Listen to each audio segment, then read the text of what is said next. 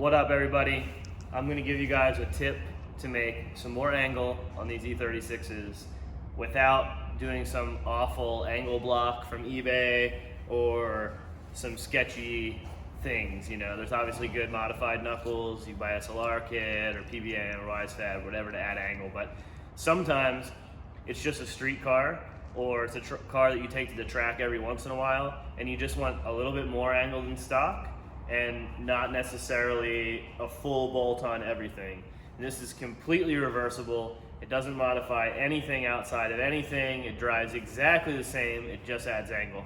And it's an old school trick that they used to do back in the day on most other drift cars that they never really had for E36. So I was like, I'm gonna make this. So I created the indestructible add angle tie rod. So the socket of this is much larger than a factory E36 one. The shaft is much larger than a E36 standard one. And basically all around, the quality and the actual strength is up like probably 30%. All of our tests show that it's like 60%, but I'm gonna cut that in half just because, you know, we're drifting and doing some things that are not normal.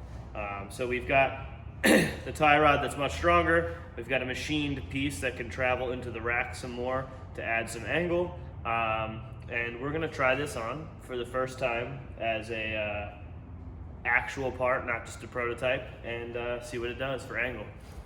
So to make sure we have the exact correct measurement, we're gonna make sure the toe is the same. And since this is a street car, we have this set up at about 1/16 of an inch toe in. So put our toe boards on here. We'll pull it out. And we've got about 65, and one nick over 65 in the rear. I'm sorry, one nick over 64.5 in the rear, and one nick under 64.5 in the front.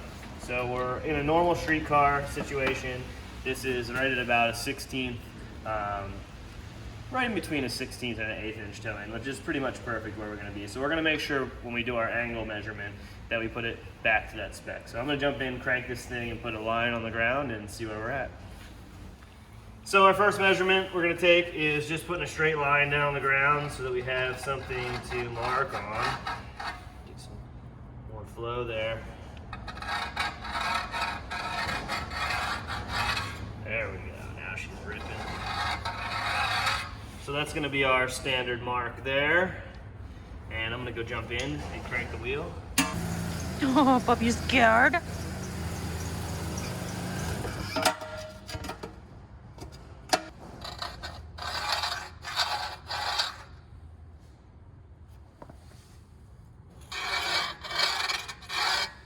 Booyah. No, just give me a second. Yeah. Pup's literally chattering. Yeah, we're good.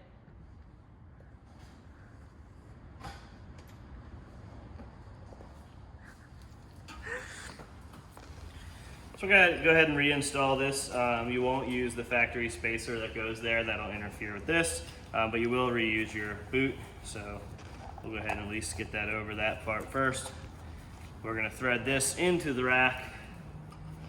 And I just had a quick measurement of 6 1/4 inches just to get it close. That way we're not messing with the toe too much. Are you eating goldfish or Cheez-Its? Oh yeah. Sorry. You can smell those. Trying to chew quietly, but I'm starving.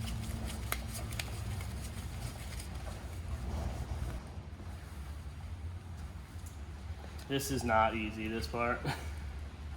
Getting this started, threaded in here is Do you need my help holding the wheel? a pain in the butt, but you'll be able to get it. It'll go eventually. The new ones are hard to replace just because the ball joint is really very snug.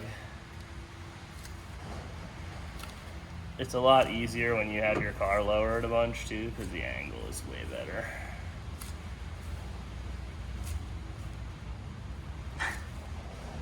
I'll get it. Uh-huh. I promise. I believe in you.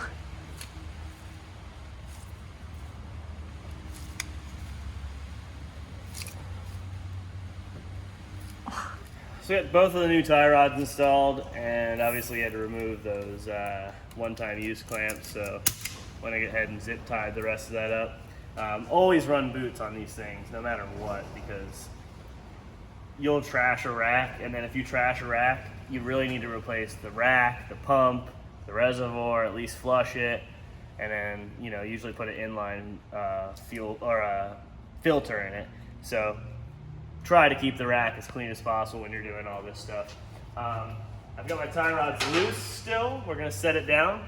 We're gonna reset the toe, and then we're gonna see what kind of angle it adds.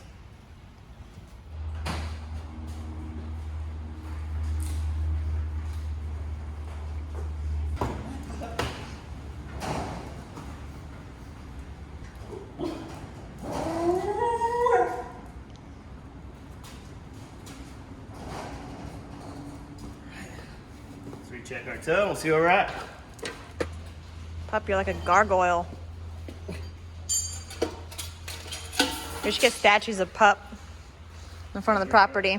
All over the place. Like cement statues of, oh, like the lion ones. All right, you ready? Okay, go ahead.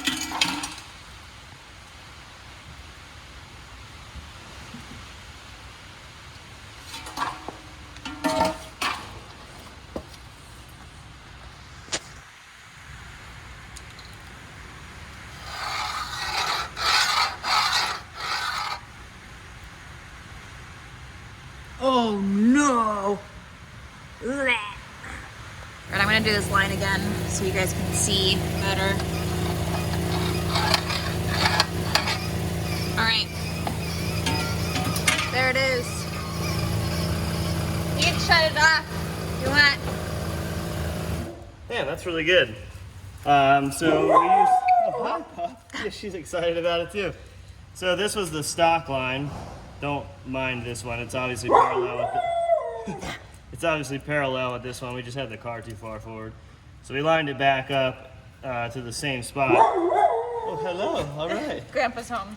Oh my goodness, Pup. You can see the additional angle here, which is actually fairly significant amount. Like if you shoot straight down, you'll see how much more angle it has. I will get a protractor and I will put the results in the description because my digital angle finder is dead. So I need to fix that. But I'll just get a mechanical one and I'll remeasure these and we'll add it to the video at the end. So that measurement was good, but I had a feeling with these stock wheels that these are like plus 842. 47. That's close. That it was rubbing because the math I had was a little bit more angle than this. So as you can see, we turn it to lock and boom, it's rubbing. And there's some more action to do. So we're gonna go ahead and toss another wheel on here and get an accurate measurement of the clearance that we have. Okay, so I put a 10 mil spacer on here, which would bring this ET down to 37. Again, we're talking streetcar stuff here, so we don't want it to be crazy. So I'm gonna go ahead and toss this on there. Oh yeah. So it clears there, but we don't know if it's clearing on the other side, so let's see. It is not being limited on the trailing side. All right, we'll drop her down. I'll make another mark. Which is definitely a little bit more even. I mean, that looks pretty significant. And that's up in the air, which means it's less angle, because when you compress the suspension on these cars, they bump out a little bit, so.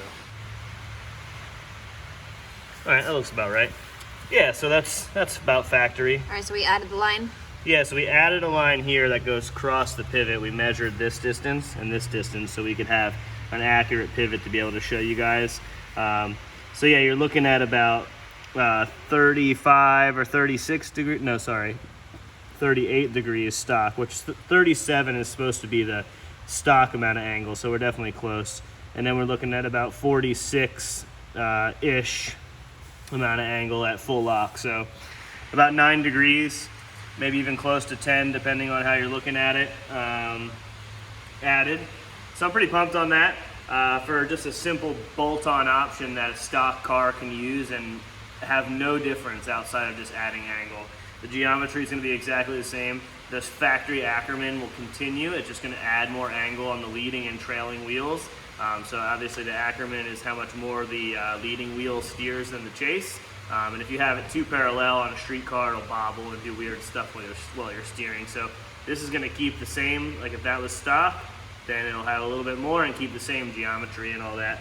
And like I said, it'll add more angle to whatever kit you have too. So if you have an SLR kit or PBM or YSFAT or whatever, and you're not using all of the angle possible because of your wheel combination, which you probably are if you have that, but maybe you modified knuckles or something and then you decided, oh, I got a longer arm, I can have more angle, but I can't because I've already cut and modified my knuckles. So you can pop these on there and add more angle.